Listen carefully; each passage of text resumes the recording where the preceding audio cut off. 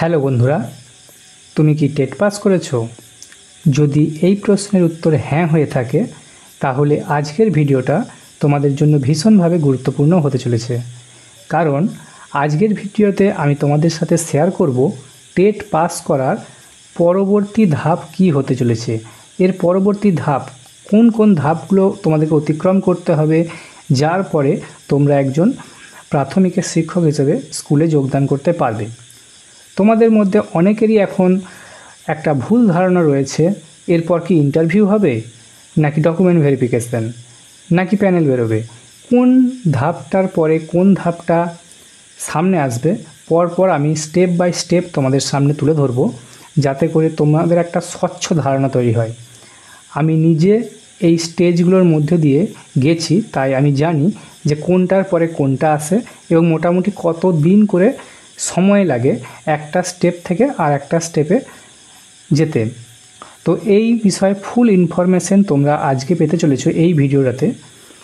আমি তোমাদের সাথে রয়েছি Joydev sir, assistant teacher under the government of West Bengal. তো চলো ভিডিওটা শুরু করি, যাতে করে তোমাদের একটা স্বচ্ছ ধারণা দিতে পারি।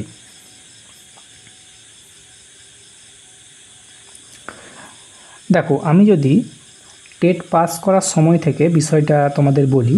প্রথমে তোমরা টেট পাস করেছো, এর জন্য তোমাদেরকে একটা টেট পাস সার্টিফিকেট দেওয়া হয়েছে। সেটাতে লেখা রয়েছে যে তোমরা কোয়ালিফাই করেছো। ওকে, তো এই টেট পাস সার্টিফিকেটটা তোমরা খুব যত্ন করে রেখে দেবে, এটাকে সেভ করে রাখবে তোমাদের মোবাইল বা কম্পিউটারেতে। সেই সাথে এটার একটা পারলে প্রিন্ট আউট তোমরা রেখে দেবে। এটা খুবই ইম্পর্ট্যান্ট, কারণ এটা তোমাদের যখন ইন্টারভিউ হবে এই টেট পাস সার্টিফিকেটটা কিন্তু তোমাদের দেখবে। কাজেই এটা কিন্তু মোটেই এটাকে হেলাফেলা করবে না, এটাকে খুব যত্ন সহকারে তোমাদের ফাইলেতে প্রিজার্ভ করে রাখবে, সংরক্ষিত করে রাখবে। চলো, এরপর টেট পাস সার্টিফিকেট তোমরা পেয়ে গেছো। এরপরে কি হতে চলেছে, যেটার জন্য তোমাদের এত আন্দোলন, এত অপেক্ষা, সেটা হচ্ছে নিয়োগ বিজ্ঞপ্তি। দেখো, টেট পাস করেছো, আমি যদি টেট 2022 বা টেট 2023-এর কথাই বলি, টেট পাস করেছো, টেট পাস সার্টিফিকেট তোমাদের হাতে চলে এসেছে।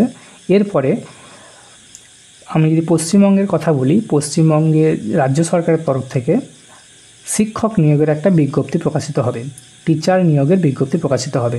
সেখানে কত শূন্য পদ, সেই শূন্য পদ ভ্যাকেন্সিটা তোমাদের উল্লেখ করা থাকবে, যে কত শূন্য পদের জন্য এই বিজ্ঞপ্তিটা প্রকাশিত হলো। সেই ভ্যাকেন্সির রেসপেক্টে তোমাদেরকে কি করতে হবে, তোমাদেরকে অনলাইনে আবেদন করতে হবে।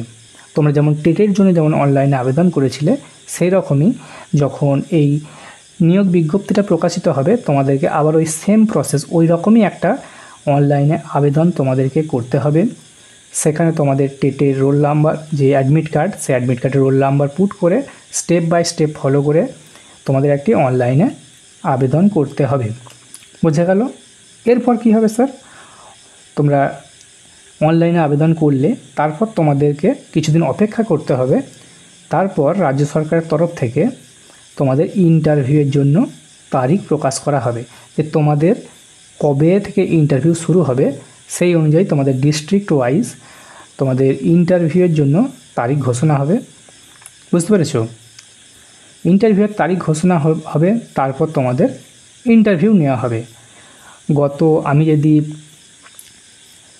টেট 2017-তে যারা পাস করেছিল এবং 2014, এই দুটো টেট নিয়ে লাস্ট যে রিক্রুটমেন্ট হলো 2024-এর যে রিক্রুটমেন্টটা হলো, সেটাতে ইন্টারভিউ কিন্তু এপিসি ভবনে হচ্ছিল, আচার্য প্রফুল্লচন্দ্র ভবন।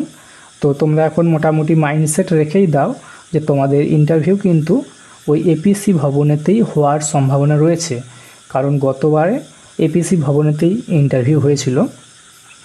তোমাদের ইন্টারভিউ নেওয়া হবে, সেখানেতে তোমাদের পার্সোনালিটি টেস্ট যেমন হবে, সেই সাথে তোমাদেরকে ডেমো দেখাতে হবে, পড়িয়ে দেখাতে হবে। একটা টপিক দিয়ে দেবে, যে এই টপিকটার ওপরে তুমি ডেমো দাও, 5 মিনিট, 5 নাম্বার রয়েছে। এই পার্সোনালিটি টেস্ট এটাতে 5 আছে, ডেমোতে 5 আছে, টোটাল 10 নাম্বারের ইন্টারভিউ নেওয়া হবে।